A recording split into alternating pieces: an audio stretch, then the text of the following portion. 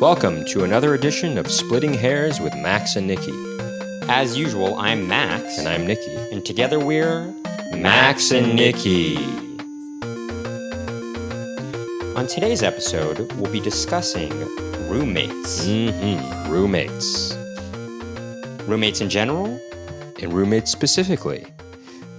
Love them or leave them, we're talking about roommates. But before we talk about roommates, we want to just remind you that if you like what you hear today and you want to keep listening to more Splitting Hairs with Max and Nicky and receive extra added bonus content, please visit our Patreon page, patreon.com/splittinghairs, and become a member today. And you'll receive very exclusive benefits like extra episodes and music downloads and whatnot and what it was. Once again, that's patreon.com/splittinghairs. All right. Any station business other than that, Max? Well, we didn't really discuss this. We didn't discuss it at all last time that we had a I got to say, I'm looking at podcast. myself in this thing, and I'm realizing, and people listening can hear this. I'm wearing this collared shirt right now, and I'm feeling like in this video, it looks like the collar is a little bit big. And I'm realizing, on my collared shirts, I'd like the collars to be a little bit smaller, I got to say. And the collar's a little bit big on this collar shirt. I noticed this as well. But I noticed that as well when I'm wearing a sweater with a collared shirt, that the front looks fine usually under the sweater, but the back is always sticking out a bit too much. Do you agree with me, Nicky, on this? I don't really do that. Yeah, I know what you mean. Yeah. Uh-huh. Yeah. There you go. That's the exclusive word of the day. I do get my shirts tailor-made, but there's not an option to make the collars smaller, and I wish there were. We once again were watching Frasier. It is one of our favorite shows. And if you notice in that show, yes, 90s fashion is always terrible and big. And for men especially. For men. But actually, I was talking about this with our older brother 2 nights ago. There was some women's fashion in the 90s that was good. Don't get me wrong, there was some women's fashion that was horrible, but some dresses, like women's dresses, were pretty good in the 90s. They could be good. Like Sarah Michelle Gellar in the first season of Buffy the Vampire Slayer, she wore some nice dresses in that season. Well, there was also some. I thought she dressed well. What's her name again? 90210. 90210. Shannon Doherty? Shannon Doherty wore some. Some of her outfits were kind of cute, I think. Right, when she wore dresses. Sure, well, but some of her I don't outfits know. in general. I'm thinking of it right now, though, and I'm picturing her with that hat, and I don't like that hat. Very 90s. Oh, that with like the flower thing? Yeah, whatever it is. Like kind of a blossom type of hat? Yeah, kind of a blossom type of hat. Well, no, that was a thing. I mean, I'm not if talking you guys about, don't know what Blossom is, it was a show in the early 90s. Explain. They can look it up. With Mayim Bialik and Joey Lawrence. He had a catchphrase. It was, whoa, no, whoa. It wasn't whoa. It was whoa, whoa, whoa. It was very quotable. Whoa, whoa. Well, I mean, it's quotable because there's not much to quote. You exactly. Just go, whoa, whoa. But I don't know. We didn't really watch Blossom. We were quite young when it was out. Right. Also, yeah. But anyway, we digress. Well, anyway, we digress from the digression that I had originally started, which was about Frasier, and I was talking about how even throughout the whole series, it always seemed like Niles' collars were up higher than Frasier's. Frasier's, I felt his collars fit him, at least where it came to on the nape of his neck, it always seemed to fit correctly with his suit jacket, meaning his suit jacket covered the correct portion of his collar, whereas I feel like Niles' collar always came up really high on the nape of his neck, And I get that sometimes on the nape of my neck, and I don't like that. I wish it was kind of smaller in the back. Yeah, I noticed that... or shorter, rather. back in the day, well, I guess they still are in existence in another form, but American Apparel, their collared shirts, the collars were smaller, but unfortunately they didn't have the way their clothes fit. It was either like they had a shirt, for me at least, they had shirts that were a little too big or a little too small. They didn't have that in between American that I was Apparel? looking for. Yeah. Now the sweatshirts. Now the sweatshirts. I like the shirts at American I'm not talking Apparel. about the t-shirts. I'm talking t-shirts. about the shirts, the button-down shirts. Well, a t-shirt is a type of shirt. But I said shirt. I would have said t-shirt. Okay, but if you said shirt, then you should have specified actually that you meant But button-down. I guess they are in existence. I think they're just called what are they called? Los Angeles Apparel or something like that now. Well, no, it's not. They're not called that necessarily. It's the owner, the original owner of American Apparel, or the creator of that. Well, he was kind of. There was allegations against him of sexual misconduct, I believe, and he was made to leave American Apparel, and then American Apparel eventually, I think they went bankrupt or something, or they went out of business. But he started Los Angeles Apparel, which is currently going. I don't know if it's called that. It might be called something else. He had allegations of sexual misconduct, which I'm not sure were. I don't know the results of whether or not they were found, if they were baseless or not. All right, but we digress. I think he had apparently dated. But do we digress? But we digress. Some people, look it up. Look it up if you want to know. I don't know. I don't know the whole know. story. So I will say this: if you're watching the video portion, you'll notice that my microphone does not have a foam screen on it right now. It's because I took mine off because I felt it was kind of dusty and it was kind of making me sort of having the sniffles, sneezy-like feeling, if you will. So I took it off. Hopefully that doesn't affect the sibilance on this sibilance on my voice for this podcast episode. But we'll see, and we'll see in the mixing process, won't we? Anyway, so anything else? Yes, I interrupted you. Yeah. So the station business that is more important, and we didn't discuss it last time, is that we are now uncles for the first time. Say it. Say uncle. Uncle. Say uncle. Uncle. I tap out. That's what they used to say back in the day when your friend got you in a headlock, or, Like it was so bad to say uncle. Yeah, they wanted you to tap out or something like that. Why is that? I mean, it's like there was The Man from Uncle, that was a TV show. Say uncle. That's a funny thing to say. Anyway, we are uncles now. We are uncles. Our sister had a baby boy, and it is any of the siblings. It's our first. It's our sister's first child, and it is any of the siblings' first child, and It is the first child amongst the siblings. yes, and it is also therefore the first. Well, I guess not therefore necessarily. If you don't count half brothers and sisters. Oh my goodness. Well, let's just say for on. our parents, it is their first grandchild, and that's kind of nice to see. So we have yet to meet the baby boy, but we are going to go to Los Angeles in early September. And for those of you that are listening on the West Coast, we'll be doing a few shows while we're out there. I know it's a little bit of a ways away, maybe a month away, but we will be doing a couple shows out there. So check that out when we're there. Hopefully we can hang out with a couple of you. That's right. So, without all that said, let's get down to our main topic Let's at hand. get down to business. And the business is the business of The roommates. Huns. Not the Huns, the roommates. To defeat the roommates. Now, roommates. Right off the bat, Max. There were some good songs in Mulan, by the way. Yeah, Reflection. Reflection's good. You know who wrote the music to Mulan? Mm-hmm. Who? Matthew Wilder.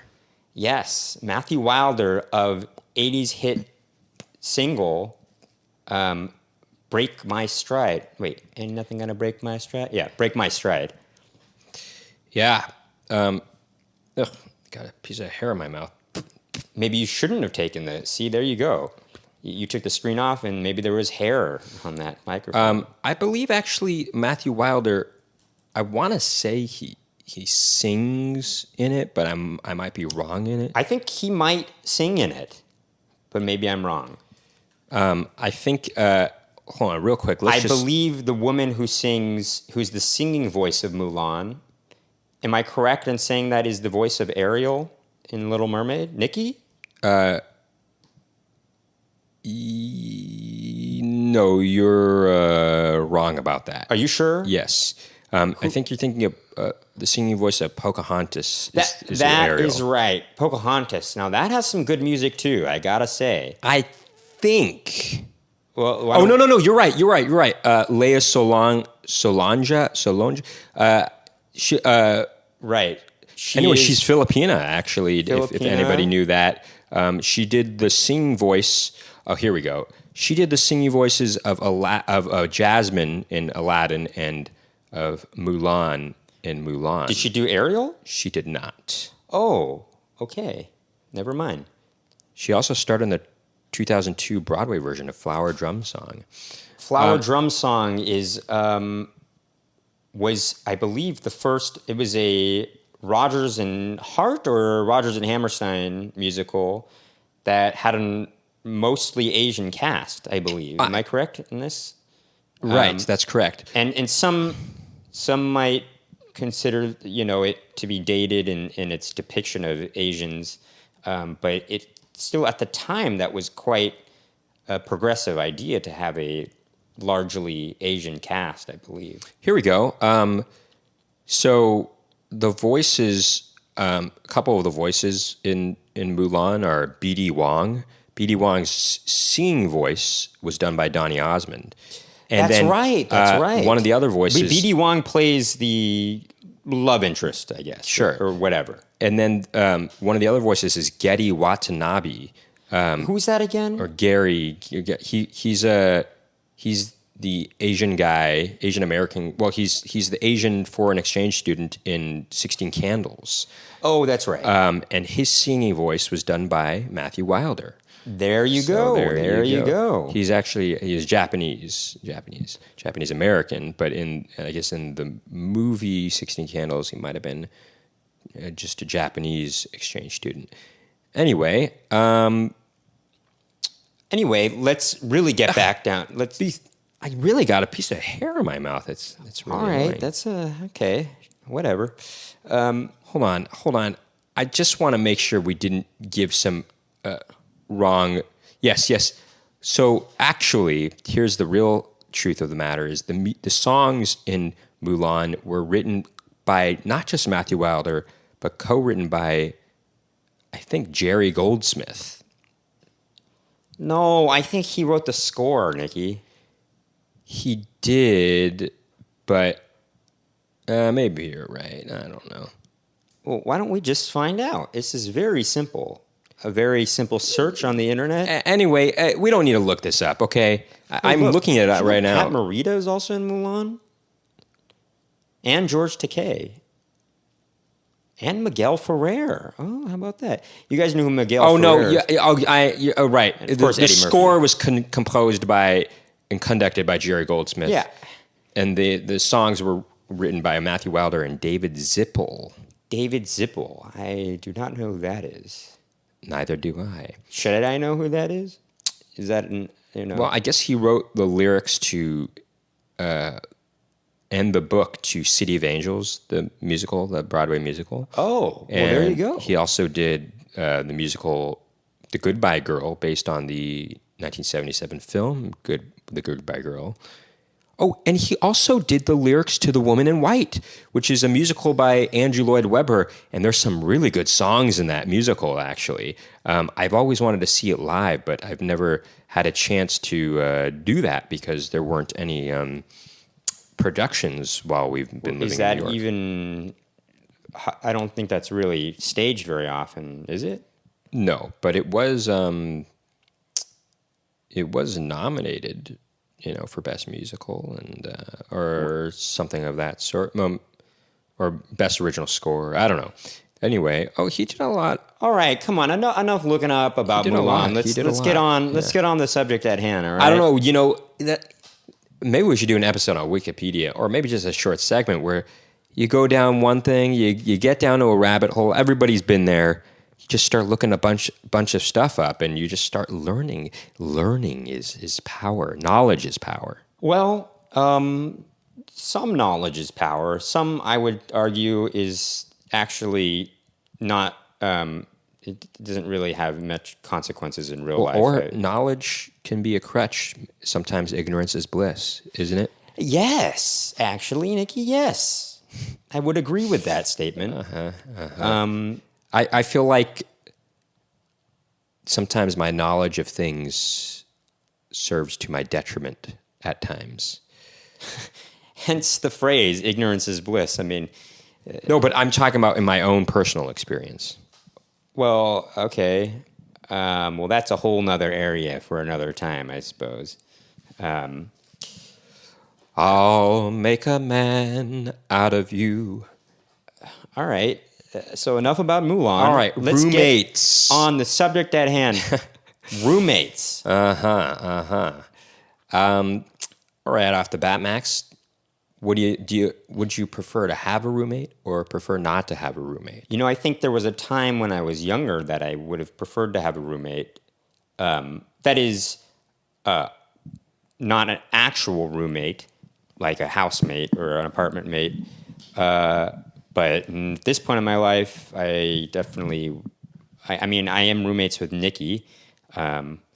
So this is a reveal that Nicky and I are actually in the same room right now, in fact. In fact, we're sitting next to each other right now. See? Hi, guys. All right. You can see me doing something if you're watching the video. But the thing about it is, if I had my preference, I would. While it does make it convenient for us to obviously work on our things together, Our artistic endeavors. And other things, such as necessary endeavors that aren't necessarily artistic, but may be required for, I don't know, maybe family business or whatever. I will say that Certainly it was helpful in the past year during the quarantine, maybe it was better to quarantine with someone rather than with no one. That's right. Maybe. Yeah. Well, and also, you have family, which is nice. But I will say, if I had my preference, I would probably family. I would Family. if I had my preference, I would like to live by myself, living next to Nicky. Yes, if we lived in the same sort of Maybe building. apartment building, or if we lived in houses next to each other, that would be ideal. So if we needed to work together on some artistic endeavor, we could do that quite easily. But we'd still have our own space. Right. Sometimes you just need your own personal space, Not just that, it's like you have your own sort of routines and you want things your own certain way. And, Well, that's what I mean by own personal space. you just, you avoid arguments that way, sort of petty arguments, because people's routines, they can get on each other's nerves, and that's really a part of having roommates is having to deal with Right. Petty arguments, other maybe about people's where roommates. to hang certain coats. And, you might just say that's sort of like a petticoat junction. What the hell? I'm just kidding. I don't even You haven't heard of petticoat junction? know, but it just seems like a really it's such a leap, Well, that was part of the joke, that it was such a leap. It was like kind of a ridiculous thing. But Petticoat Junction was a sitcom in the 60s. But no, the thing is though is, there's Oh, actually, did you know that? Because do you know what famous TV show was a spin-off of Petticoat Junction, which also was a hit in the 60s? Can you guess? I mean, no. Green Acres. I think I knew that. just to call attention to something, you do tend to go. Anyway, just to call attention to that. See, right there. But oh yeah, it brings up the whole idea of like having a husband or a wife or a significant other that you're living with, With whom you're living. with whom you're living. I have not had that experience before, and I imagine that could lead to some unnecessary disputes. And so I was watching an episode of Curb Enthusiasm before, and they said Larry, he relays a speech at a wedding saying, best advice for you in a marriage, separate bathrooms. And I think that sounds like a great idea. It's a great idea if you can afford it. Not many people have the luxury of having a separate bathroom. Well, we're getting into other territory here, but like if you have a significant other with whom you're living, I'm thinking maybe it'd be a good idea to have separate rooms. Now, you could sleep in each other's rooms occasionally if you wanted to, but if you really needed to get sleep and the other one had some habits that prevented you from being able to sleep properly, get in that other room, and you'd be okay. That seems like a good idea. Of course, this is coming from an inexperienced guy who has not lived with a significant other before. Well, all right. But Max and I have shared bunk beds before when we were kids. So, same thing. I think that's the same thing. Well, it's not the same thing, actually. It's different. Actually, when we were growing up, this is another roommate situation. I guess everybody, if you have siblings, you're bound to have roommates from a very young age. You had a roommate. Well, that's not true. You might have had your own room.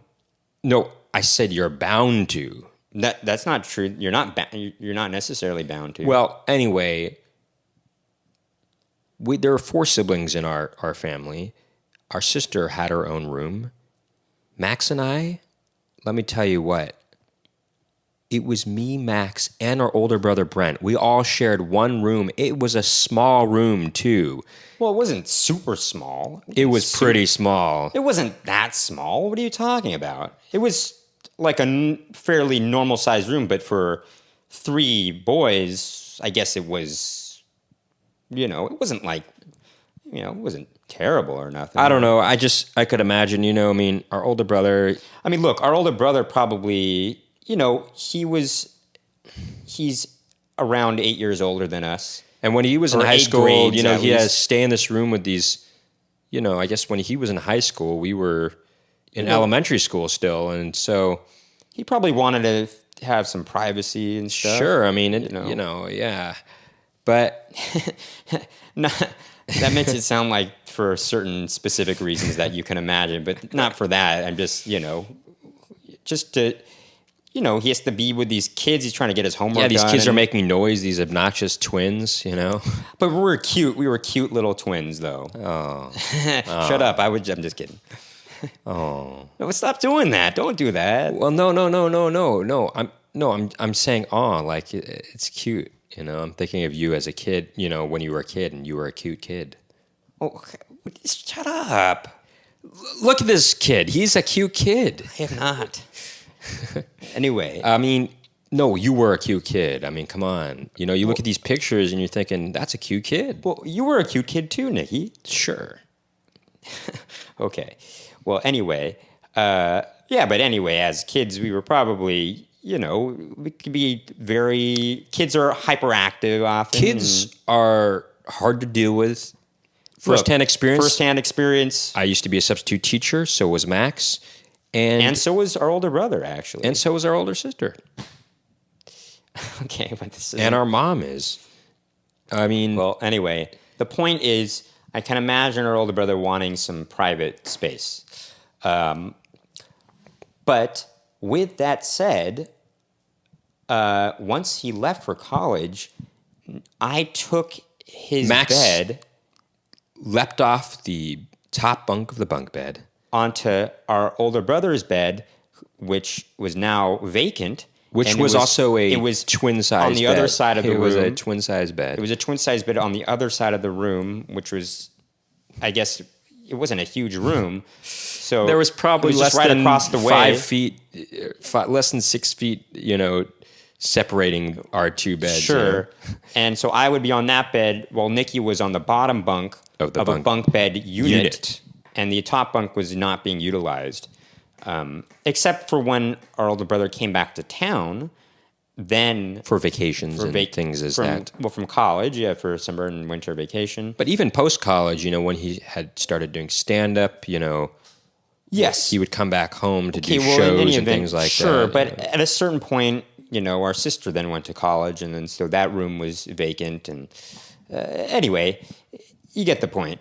Now none of us have those rooms anymore, actually. Our dad rents those out. Well, you don't need to say all that. It's just... But anyway, the point is that it's sad that those rooms are out of our reach now.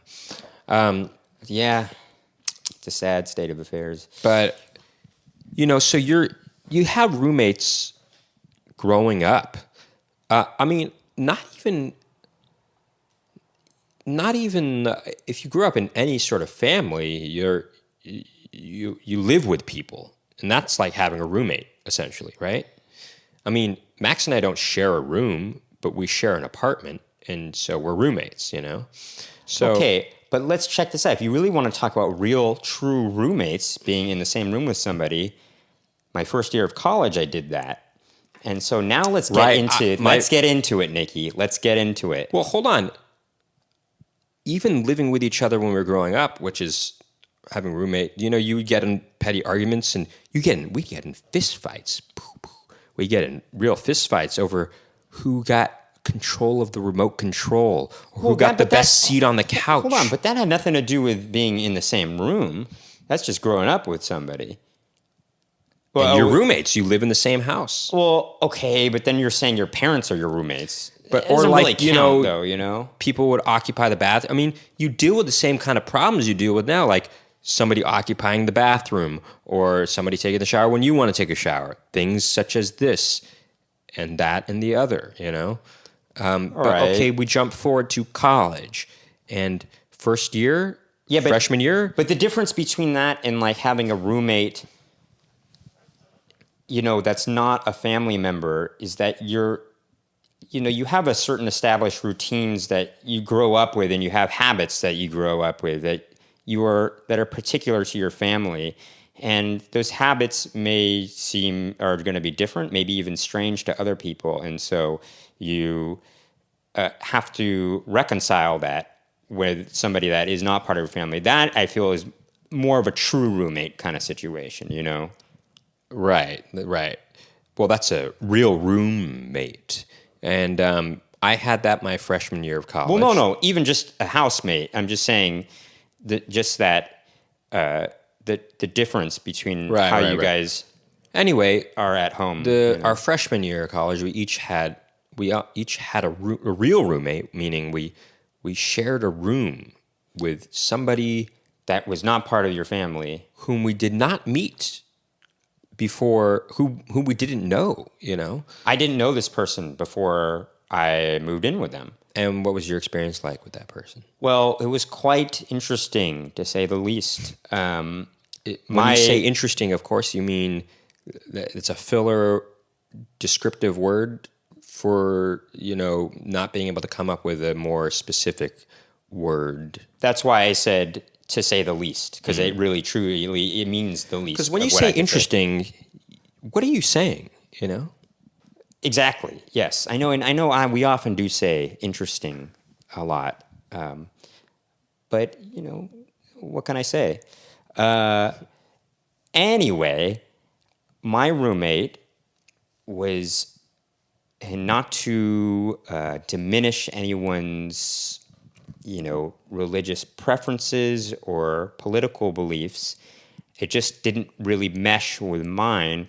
I am not religious, and I'm not very political, but if my politics do lean to the left, Not to say that, anyway, we don't have to bring politics in this. I will just say, though, my roommate was kind of a very, let's say, private, kind of insulated, born-again Christian conservative. Not to say that there's anything wrong with that, but I will say because we had different outlooks on life, there was a sort of maybe awkwardness to the roommate experience. So, and subsequently, Max lived in a dorm, and he. Not subsequently. That was me living in the dorm. No, that's not what I was saying. I was. Well, it is what you said. Modifying, saying Max lived in a dorm. So subsequently, he became closer with some of the people that lived on his floor, right? That's right. Yes, I became closer, but I became close with the other people on my floor because I wasn't close at all to my roommate. Even though I did reach out at times, You reached out and tried to touch Faith. That's good, Nicky. There you go. No, but for those of you who are Depeche Mode fans, or even just know the song "Personal Jesus," right? Reach out and touch Faith is part of the lyrics, anyway. I would say that it wasn't. I mean, I guess I did mention him being born again Christian conservative, but really it wasn't. Maybe you could argue that those weren't necessarily, and I guess I could argue even that those facets of his personality or of his character were not. They did not. They were not significant in establishing the awkwardness between us. I think more so it was just his being was very.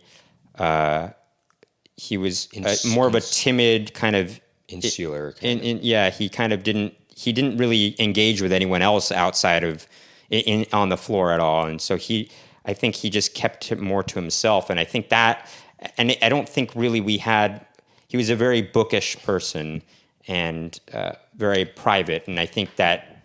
Right. Well, yeah, because here's the thing is. Not that not that there's anything wrong with it. It kind of created an awkwardness between us. I am also not a religious person in any way. For the most part, I consider myself agnostic. Or I guess I do believe in some sort of higher power. Maybe I don't know. I'm not sure. Maybe for the bad things, and I do lean politically to the left as well, on some issues, very left. But one of my closest friends is a Catholic who considers himself conservative. And so this is not to say you can't become good friends with somebody who is religious and identifies as conservative. So sure, but I think it was just. I do recall.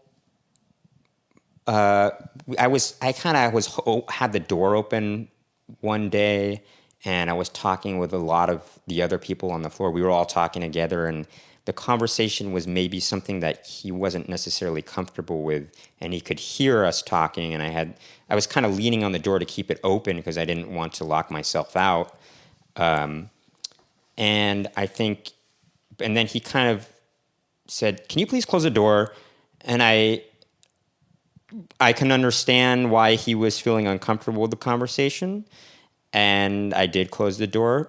But it was just that kind of disparity between our personalities that I think anyone else on the floor didn't have was comfortable with the conversation, and he wasn't. So I think that's kind of what part of what created the awkwardness. All right. But I will say also, all right. Well, I did reach out at times. Sometimes, like I got him this birthday cake thing. This was like a big Rice Krispie treat square, and I put all this candy and stuff on it, and I gave it to him for his birthday. And I had Pocky as the candles, which was cool, I thought. And but he didn't. Did he appreciate it? He didn't really express appreciation that much for it, and I kind of felt a little annoyed by that actually. Because anyway, so I did reach out to him, but it just didn't. I guess it wasn't vibing. It wasn't vibing. I will say, one guy that I did become really good friends with, he and his roommate were kind of not. I feel like they were a little mean to him. I feel like maybe that's one of the reasons he didn't want to engage, and I feel like that wasn't cool of those guys. I wish I had said more at the time to them, like, "Hey, guys, chill out," Okay. Anyway, I mean, okay, all right. What about you, Nicky? Okay, thank you. I'm not going to just talk and you don't ask me. Well, you could just say. Well, I actually became friends with my freshman year roommate, and we ended up both moving into this. I never lived in the dorms. I lived in a house with about 20 other students of all different ages. So there were freshmen, sophomore, juniors, and seniors in the house, and I thought that was cool. I wanted that kind of experience, but it was a nice house, and my roommate was he was a cool guy. We shared music with each other, and he was a very, very smart guy, and we both ended up moving into the same house my sophomore year, his senior year. He was 2 years older than I. Oh, he was in that house? Yeah. Which I found for Nicky. It's funny. My freshman year, I lived in a house, and the numbers were a specific set of numbers and on the address. And then the year after, I moved in one block over to another house, same numbers, just one block over. Pretty cool, huh? Anyway, so yeah, my roommate from my freshman year, he was his senior year. He moved in the same house. But anyway, I think it was funny these are just kind of things that you deal with roommates is, you wake each other up maybe sometimes with certain things. I remember there was one time I got a Charlie horse. I would get these Charlie horses my freshman year because I needed to wear orthotics. And I got it so bad in the middle of my sleep, I started screaming, and my roommate woke me up, and he's like, "Nicky," or he called me Nick, and he's like, Nick, wake up. He's like, Nick. No, I'm just joking. He woke me up, and I was like, what? He's like, "Oh my God, are you okay?" I'm like, "Oh no, and I was like, woke up and I was like, "Oh my God, my leg hurts so bad." And he's like, "Oh my God, I thought you were having a heart attack." Did not have a heart attack. And he's like, "Oh my God, okay." And it took me forever to get back to sleep, but I did. But I remember this one time I had a play to go to. It was like the tech rehearsal for this play I was in. And I told my roommate, I was like, "All right, I'll see you probably tonight. I'm going to be gone all day." And he's like, "All right." This was on the weekend. And halfway to campus, I realized I forgot something. I forgot my script or something. So I went back to the house, and I walked into the room, and I could see him like quickly zip his pants up. He's sitting in front of his computer, zip up his pants and zip, belt his belt buckle back up. And well, you can imagine what he was in the middle of. He did not expect that I would be coming back home. There you go. That's so soon. One argument for not having an actual roommate. But I will say, by the way, I just wanted to mention with my roommate, something that we did bond over, though, briefly at times, was I was a music major and I would have to practice at a keyboard. And sometimes I started doodle around. Yeah, I just want to say I started to noodle around on the keyboard, and sometimes I would be messing around playing some video game music, and he recognized it and was like, "Oh, is that from Final Fantasy?" And I said, "That's right." And Final Fantasy 2. And or 4 if you're in Japan. And I appreciated that of anyone on the floor, I think he was the only one that would probably recognize the tunes. And I think that was cool that he recognized that. Yeah, I will say this though, we keep talking about the bad things about having roommates. I will say there's some good things too.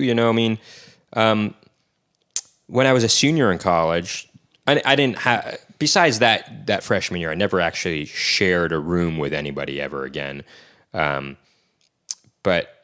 at least for an extended period of time. And that always felt good. When I got my sophomore year was the first time I actually ever had my own room for the first time in my life. Me actually. too. Me too. I actually had my own bathroom the sophomore year too. Right, that is interesting. But also maybe kind of a not the best thing at times too, right? Why? Because Nicky's room was attached to the kitchen, and sometimes people would use that personal bathroom of yours. Oh, I started locking it so they wouldn't use it. Oh, okay. But once in a while, I'd forget to lock it, and they would go in there anyway. But it was cool. I had my own shower and everything. Actually, that was the only time in my life. Oh no, that's not true. My junior year of college, we studied abroad in France. That's true. And I did have my own bathroom there. Did have my own bathroom there too. It's so nice to have your own bathroom. I mean, you have no idea. Well, you have no idea unless you do. Some people do know what that's like. What are you talking about? T'as aucune idée. But yeah, anyway, the first time in my life, sophomore year, was the first time I had my own room, it felt very liberating. It feels very liberating, yes. I will say this, but my senior year, when I was living with just a friend and a friend of his, there was one time where it behooved me to have a roommate or an apartment mate, if you will, because there was, toward the end of my senior year, I had just finished the run of a musical I was in. I think we talked about this in a previous podcast episode, but just to get to the point, go ahead. Oh, maybe. Nicky had a panic attack. I had a panic attack. He basically became frozen. He kind of was paralyzed. Did we talk about this? I don't know. We did. If you didn't listen to it, he got kind of paralyzed. I got paralyzed. I couldn't move from anxiety or whatever. Well, I'll just refresh. I had 3 essays due the next day. I had just finished the run of my the last show I was going to be in college, which was Into the Woods. I played Rapunzel's Prince and the Wolf. Anyway, yeah. It was a very emotional, actually, me and a few. All right, Nicky, if you want to run through this story. Sure. Anyway, just cut to the chase. Sure. Anyway, I had a panic attack, and I knocked on my roommate's door. I woke him up. It was like 4 a.m, and he immediately was like, all right, I'm going to drive you to the hospital. And he's like, oh, you can't even move? I couldn't move a single part of my body. I was frozen. And the thought goes through your head, am I going to be stuck like this for the rest of my life? Anyway, he called the EMTs, did stuff I couldn't do because I was frozen, and he called Max. Max ran over from his house. What's funny is I did have a housemate, a good friend of mine who I still talk to today. I just talked to the other day.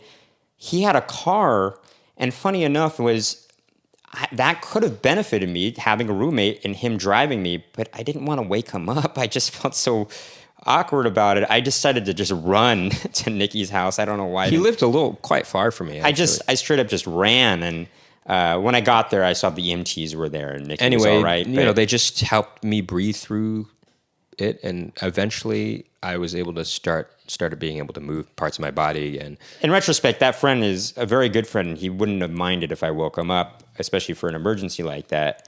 Well, he would have minded if it wasn't an emergency, but he wouldn't have minded. Anyway, it was an emergency. So sometimes it helps to have somebody living with you in case of an emergency. That's true. That's right. It's good to have somebody who lives with you. I mean, I guess if Max and I lived in an apartment building together, but separate apartments or something like that, that'd be most ideal. That's true, but sometimes, I've heard Nicky and he's heard me yell because of a Charlie horse, actually, in our respective rooms.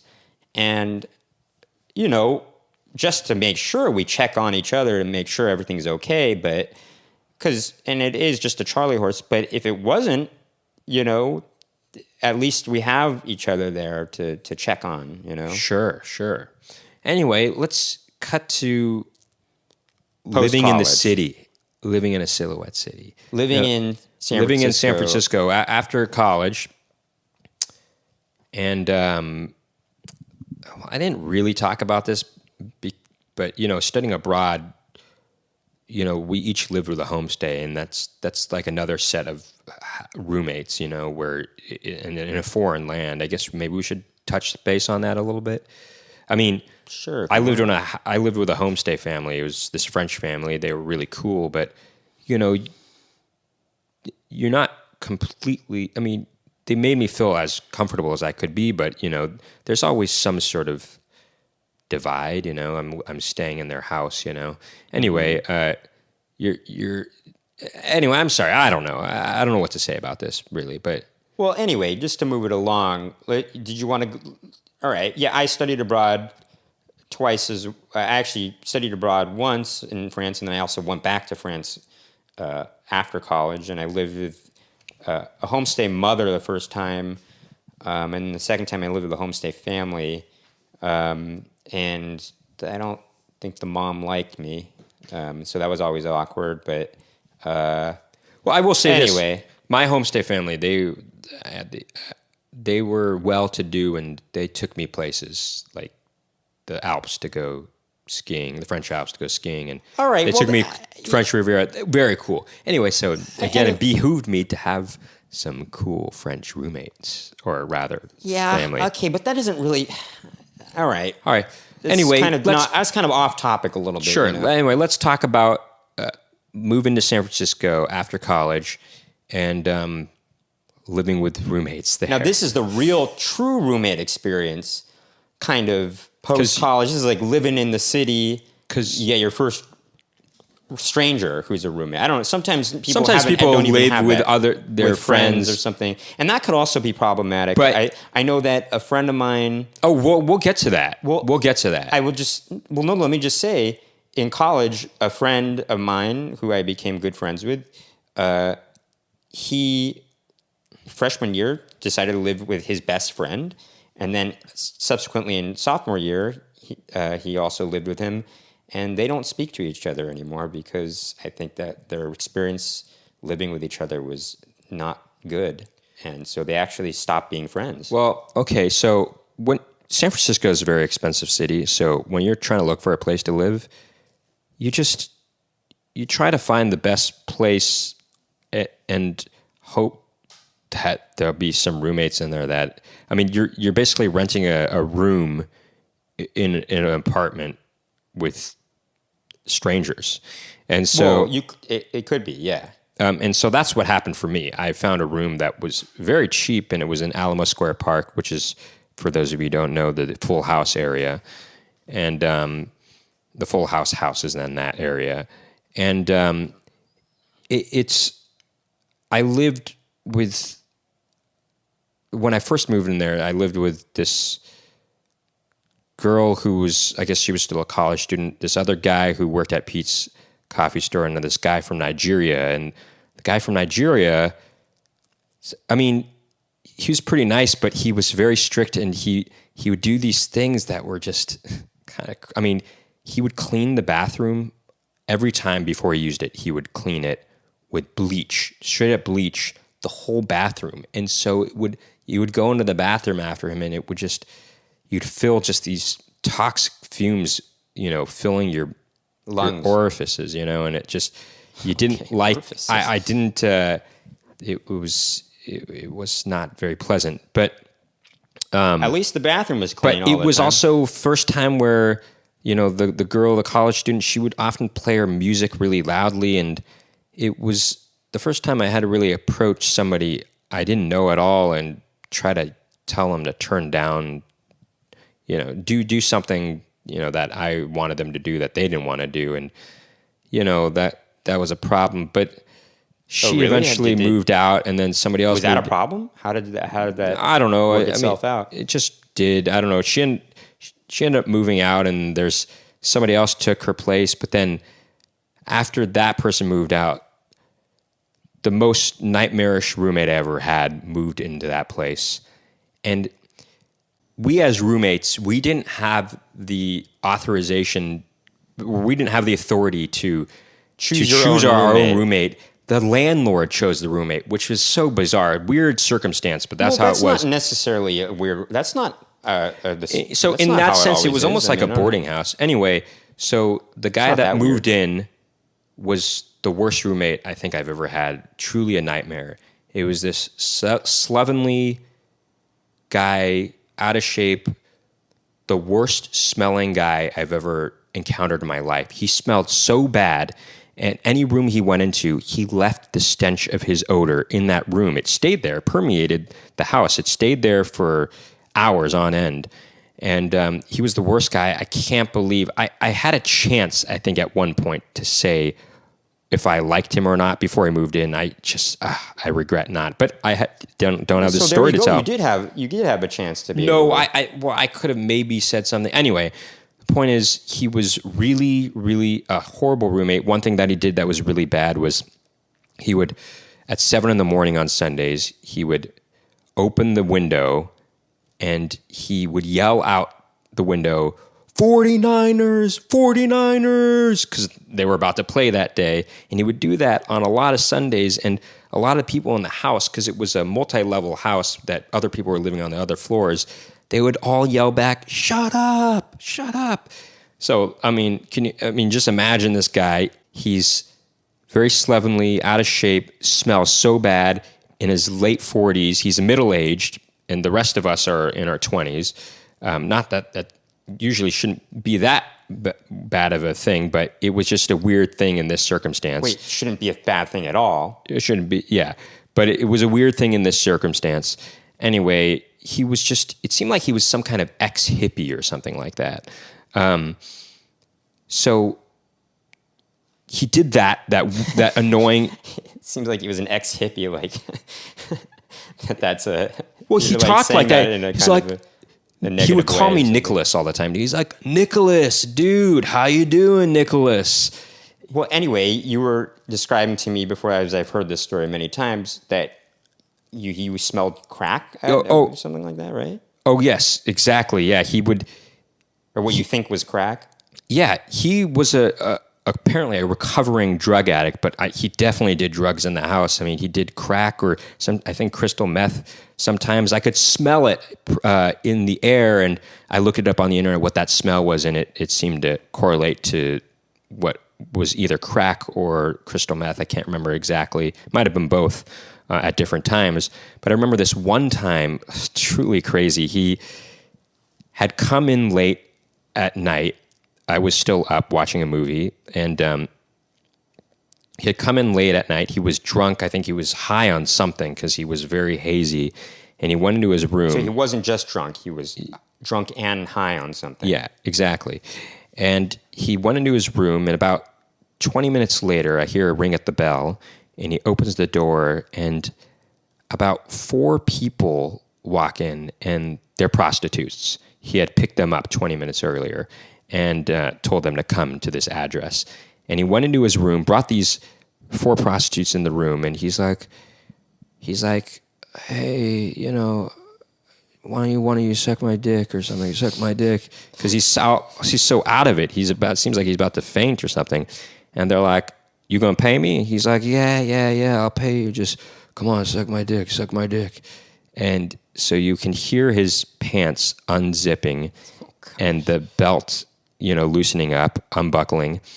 And he drops his pants. And I can't see any of this. I can just hear it. Oh, God. And he unzips his pants. He pulls them down. And I hear one of the prostitutes go, oh, my God, it smells so bad. And you just hear her run out of the room and run out of the apartment and slam the door shut. And then the other 3 just are like, oh, I got to go. And they also leave the apartment. And, he just passed out after that. And he smelled that bad that even a prostitute who he was going to pay couldn't stand to, go down on him, I guess you could say. And also this roommate, as I've heard these stories many times, he would walk around naked often in the house, exactly. Right? Sometimes I would just walk out of my room, and then I would just look to my left, and he would just be there naked. This, out of shape, older guy who smelled so bad. It just was... And I would come over sometimes, And I would be in the kitchen, and sometimes I'd want to sit down in the kitchen, and Nicky was like, "Don't sit down there." Yeah, because he had sat down on that chair with his naked body smelling horrible. Yeah. Anyway, so this one time, I remember I went into the bathroom to go pee, and I went pee, and then I started washing my hands, and I had not locked the bathroom door for some reason, and he came into the bathroom and started going pee while I was washing my hands. I mean, and I didn't even know the guy. There were two bathrooms. There were two bathrooms there too, and I'm like, maybe he was trying to like have some sort of camaraderie with me somehow, and like, oh, we're roommates, we can do this kind of thing. But that was not cool, truly bizarre. In fact, this one time, God, he did so many weird things. He was very loud. That was probably the most obnoxious thing about him, is that he was loud and smelled really bad. And so his voice would wake me up sometimes because he was so loud. But this one time I went to the washing machine because there was laundry in the apartment, which was a real bonus. And I went looked inside the washing machine to do my wash, and I don't know what was in there, but it was some sort of brown, red liquid. Oh gosh. All over the washing machine. Oh gosh. And I was like, what the hell is this? This is gross. I was like, is this poo? What is this? Is this blood? Anyway, I was like, well, I got to do my laundry. And so I proceeded to just clean all of that up. And I had to do it. The only person I suspect it could have been was this guy, this terrible roommate, because the other guys were pretty good roommates overall. And there was that one guy who was way clean. Yeah, he was very, very... to a fault. Yeah. Those guys also... I mean, yeah, they were clean, and they also didn't like this guy. Nobody liked this guy. We talked about how much we hated this guy, and we wanted to talk to the landlord. I talked to the landlord to try to get this guy out of there, I told him he had prostitutes over before. Anyway, just that washing machine... I used bleach on that washing machine afterwards, I mean, it was so gross. Well, now this serves surprisingly as a good transition to my roommate experience in San Francisco. Unfortunately, this has to do with poo, but my roommate was this old woman that was quite strange, and you might say, why did you live there, Max? It was in the Castro, and she was an older woman. She was a senior citizen, right? She was a senior citizen, but she didn't act like it, though. That's the thing. She had things about her that seemed very young, almost like a teenager. I kind of think she might have been on the spectrum. She also had said she'd done a lot of drugs in the 70s, and so who knows what was going on there. She had psychological problems. And you might say, Max, why did you move there? It was very cheap, I will say, especially for San Francisco. It was really cheap. And I was able to save up, some money when I was living there. With that said, there was this one time when I came home and I had to use the toilet in the bathroom. I went inside and splattered all over the walls was poo. Oh my gatos. And all over the toilet seat and everything. And I was like, and this was unlike Nicky's place. There was only one toilet in that apartment. And I was thinking, what am I going to do here? And I knocked on the door of my roommate, and she seemed like she didn't want to be disturbed. She had these kind of temper tantrums at times, and who knows what was going on there. And I had to clean it up as well. I mopped everything up. I cleaned it all up because I had to go to the bathroom. I mean, what was I going to do? Wait for her to stop her temper tantrum? And at least I know that I'm cleaning up the way that I want to cleaned up. So I cleaned it up and I went to the bathroom. But boy, that was an ordeal. This woman also, and as a transitionary thing from your story to mine, I saw her naked in the hallway a couple times as well. She would just... maybe it's just a San Francisco thing. Yeah, I walked outside. I mean, she also was, grew up in the 60s and 70s. And I think maybe she had this thing in her mind because she was not all there. She had a few screws loose. And I think part of her being used to that kind of a thing from maybe the 70s, where maybe people did walk around in the hallway naked. But I walked out of my room one time and I turned to my left, and at the end of the hall, she was there naked. I was like, what are you doing? Put some clothes on. And she's like, just chill out, man. This is, it's just living free or something like that. And I'm like, but she said it in a way that seemed like she was not completely aware that, for one, times were different, and two, that just wasn't okay. She had this weirdness about her that can only be described that I can only say that you can only understand if you knew her. I had only been to that apartment once, by the way. The only time I had ever been there was before you moved in, when I was checking out the place. Yeah, I had Nicky check on it for me too, because when I visited it to see if I wanted to live there, she did have a strange vibe to me, which turned me off, and I wasn't going to move there. I thought, this woman seems so strange. But the rent was so cheap, and a friend of ours said, hell, if it's that cheap, I would live there. I mean, shoot, you just have to deal with it, and some other guy said, look, all people are strange. Sometimes it's not worth it. Sometimes it's not worth it.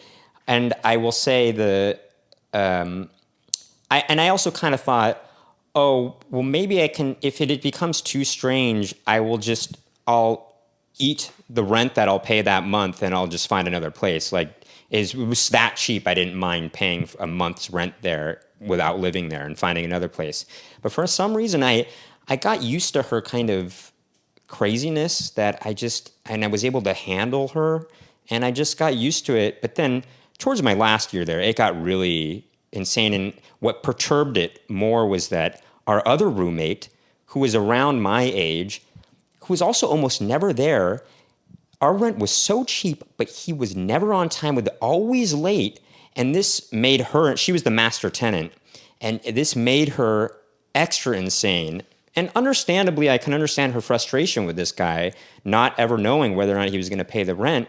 And this guy was just kind of a dirtbag in that sense. And he was barely ever there. I think he had his own problems too, And he would always, weirdly enough, me and this woman would always see these kind of almost like tar markings on the toilet seat. And I was like, what is this? I don't know what this is. I was always having to wipe it off. And, I would say, well, are you leaving these things on you? He would say no. And then I caught him one time after he got out of the bathroom, and I said, see, look, these are your markings. He's like, oh, I guess they are. And I'm like, okay, don't do that. And I think from that point forward, I think I stopped seeing them. But I don't know what that was. I don't know what that was. I wonder if he was doing some drug. Maybe he's doing some drug or something. I don't know. But who knows? I mean, he had his room to do that stuff. Who knows what it was? Maybe he was just a dirty guy too. But that was just a situation, And I don't even know why he lived there. If he couldn't afford it, he was mostly at his girlfriend's place anyway. I don't know why he just didn't just stay there, permanently. Anyway, that woman also would put dirt around the house sometimes. It was like I forgot that dirt that kind of helps keeps bugs out, but to put it around your house, you don't want to walk into, it was like all around the bathroom and stuff like that. And I was like, get this out of here. One time we came home and it was in the bathtub, and I was just like, all right, you got to get this out of here. And she just started throwing a fit. And I was like, I don't care. You got to get this out of here. And she finally cleaned it up, but it was just insane,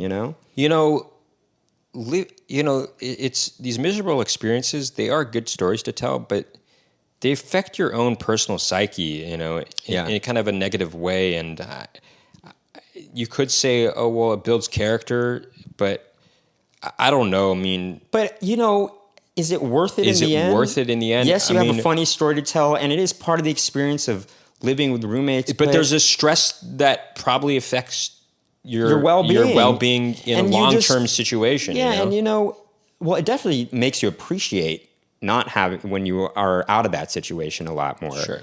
I will say living with Nicky is the next best thing to living by yourself. Because we are very similar. I mean, we do have our own particular habits, but we're brothers and we know each other very well. Right. It's not. There's no having to beat around the bush to tell each other to do things. But here's the thing, though. that place with that really smelly guy, that wasn't the only place I lived in San Francisco. Eventually, I moved out of there, and I moved in with a couple friends. But there was one guy that lived there that I did not foresee being maybe the second worst roommate I ever had. And I mean, well, you didn't live with. Well, you lived with a couple friends, and this guy was kind of a friend. He was kind of a friend at first, but oh boy, did not I not realize what I was getting into. So right off the bat, he was a chain smoker, and so much so that he would smoke indoors. He would smoke in his room and like next to the window, and it didn't matter. It was like the smoke would waft into the apartment anyway. That was really annoying. And one time we went into his room while he wasn't there, or maybe I don't know, he was away, and we saw a bunch of cigarette butts just lining the windowsill, just a ton of cigarette butts just in the windowsill of his window. It was just crazy how much he smoked. Well, it was also crazy that he just wouldn't have cleaned that up. That's that too. So he was very dirty. His room smelled really bad too. But the worst of it was that he had. Oh, that was another thing. By the way, speaking of smelling bad, this woman smelled really bad too. By the way, it could have also been another like hippie thing. She sometimes would spray this perfume as if to mask her bad scent, and it just smelled worse. I mean, it was a bad, very pungent perfume that smelled horrible. And she would she wouldn't even take showers. She took a bath like once a month or something like that. I don't know. Well, anyway, so this guy, he had this dog. This is the newer place that I had lived in. He had this dog, and he had found the dog. It was like a stray dog, and he basically adopted the dog, but the dog was very poorly trained, and he did not train this dog very well. And malnourished. And malnourished. And so he didn't retrain this dog very well at all. And he had this mat in the bathroom for the dog to go pee on if he needed to go pee or even poo in the middle of the night. But the dog... Which was the thing, by the way, that, I mean, you use those as a way to train the dog. When you first have the dog, but you later are supposed to train it to go when you take it for a walk outside. Right. Which he didn't do regularly. He right? let the dog rely on these things. Anyway, so sometimes you'd wake up. When he first got the dog, he was pretty good about it, right? But then he seemed like he got lazy. Anyway, he would. Sometimes you would wake up in the middle of the night to go pee or something like that, or sometimes I'd be up late and I would go walk into the bathroom, and there would be dog poo or dog pee all over the bathroom. There'd be like a huge puddle of pee, or just spots of, like, there would be dog footprints with poo on them, and you'd have to like avoid. It was almost like you'd have to step on certain spots of the bathroom. It was like playing lava. It was like playing lava. Like you had to make sure you didn't step on the poo, and it was just the worst. And it got to a point where the dog started going poo outside of the bathroom, in the apartment. And there was this one time I took the trash out of my room and I left the bag in front of my door, and I was going to be taken out a little bit later. And by the time I went outside to take it out, I opened the door, and there was a huge puddle of urine right in front of my door. And I knew it was the dog. The dog, obviously, who couldn't have been a human that peed there. But the dog had peed all over this trash bag. Maybe it was your roommate was getting back at you. Anyway, I got so mad that I opened the trash bag and I threw it all the trash on this dog's cot or little bed that he slept on, because I was so mad at the dog. And I remember the next day, that bad roommate, he asked me, he's like, "Do you know why there's trash all over, this dog's bed?" And I'm not going to say the name of the dog.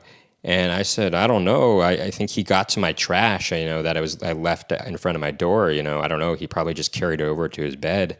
Because he would do things like that. He would bring trash into his bed sometimes. Yeah, actually, our other Well, I was going to say the reason I said maybe he was getting you back. I realized that this was the time that you had put the trash on the dog's bed, and maybe he had found out and got back at you by peeing in front of your door. But so he predicted the future. Anyway, that roommate also, I remember the last day. Well, by the way, that the trash thing, dog getting into the trash, that happened to a friend of ours who was living there. He left his door open to his room one time, and the dog, when he came home from work, he found that there was trash all over his room because the dog got into his trash. And so that dog was very, very annoying just because you'd have to like watch where you're stepping, you know, because you didn't want to step on poo or urine. But that roommate, I remember this was sort of the straw that broke the camel's back.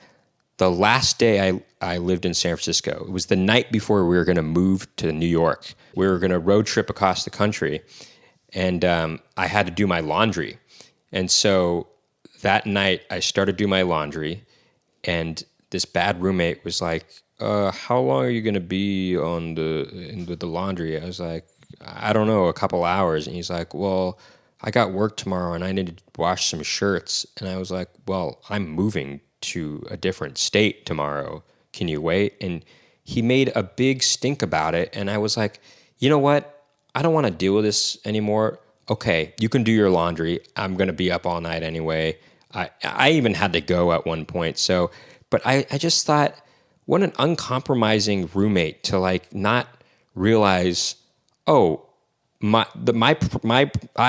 laundry is more of a priority at this moment than his laundry. He could have done it the next day, you know? He couldn't have waited one more day to do his laundry, whereas I'm moving the next day and I can't, you know? Well, really it wasn't just that. We were road tripping across the country, so we would not have access to, well, I guess we could go to a laundromat, but it was more difficult for us we were doing shows every night while we were road tripping across the country, and we, you know, we were staying at different places, you know. Anyway, that was really annoying, and this roommate sucked. He just was the worst, even though there were some things we had in common, but I think he was actually on the spectrum too, to be honest. But we did share by the way, we don't want to disparage anyone that is on the spectrum. It almost sounds as if we are scapegoating it by saying, "Oh, maybe he was on the spectrum," or as if that's some sort of we're stigmatizing that somehow or something like that. Yeah, that's not what we're saying. It's just that he was hard to deal with. Okay, but that was not a result of him being on the spectrum, is what I'm trying to say. You know, or it could, or it could. But he was really bad. I mean, we did share sort of a passion for video games, like old classic retro video games, you know, and so that was cool. But I don't know, he was a horrible roommate. Second worst, just to that really smelly guy. So, I guess we're kind of coming to the end of this episode, right, Max? Well, no. Yeah, I guess we just discussed after those experiences in San Francisco. Then Nicky and I finally... When we moved to New York. We moved to New York and lived together. Yeah, we finally, since we were 18 years old, aside from, you know, winter vacations, summer vacations, Max and I had never lived with each other. In adulthood. In adulthood. Or even in college. And so finally, when we moved to New York, we're like, all right, we're not going to have any other roommates. We're just going to live together. And that's that. And that's how it's been since we moved to New York, which is now... I guess a little over 5 years ago. Mm-hmm.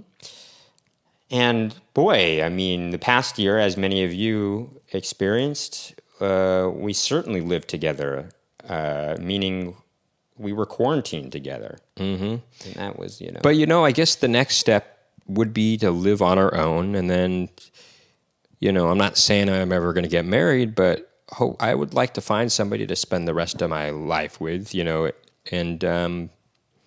I guess that would be the next step to having a roommate after living by myself. Yeah, but I would like to experience living by myself. Yes, me too. I gotta live by myself. I know some people, they need to have a roommate. They don't like living by themselves, but I mean, it just sounds way better to live by yourself. I know our sister doesn't like living by herself.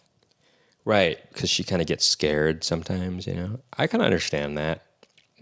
I used to get scared when I was younger because of the movie It, which is, in retrospect, a very bad movie. It was actually a two-part miniseries. It was made for TV movie. And it was, Starring John Ritter and Tim Curry. and other- Dennis Christopher.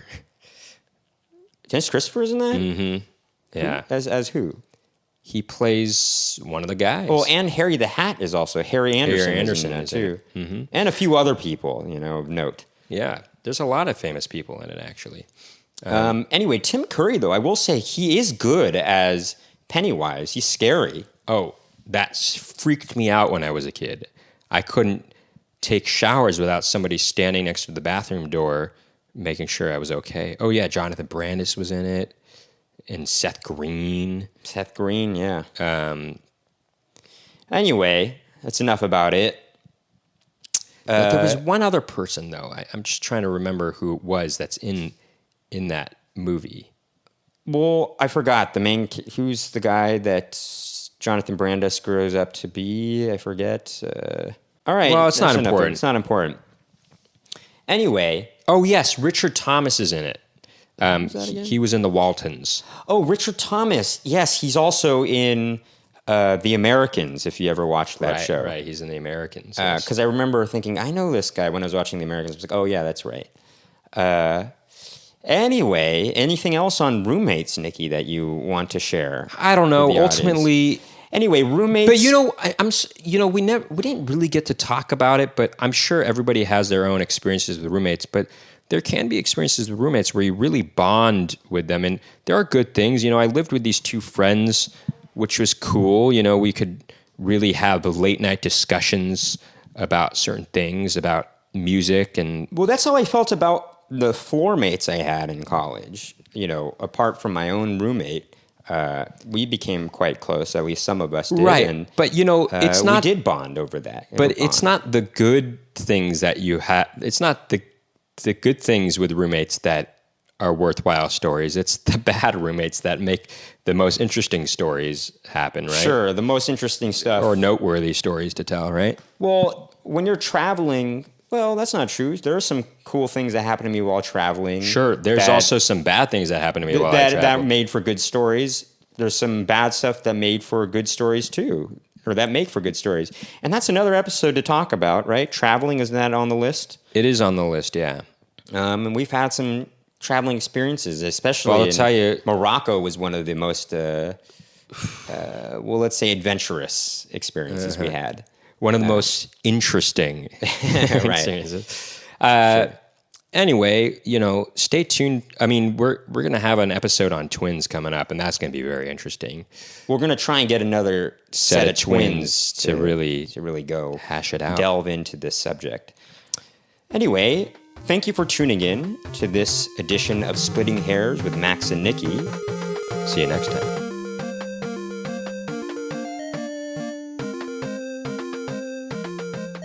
Once again, if you like what you heard or saw today on our special edition of Splitting Hairs with Max and Nicky and like to view or listen to more content from us, please visit our Patreon page, patreon.com/splittinghairs, and become an exclusive member today.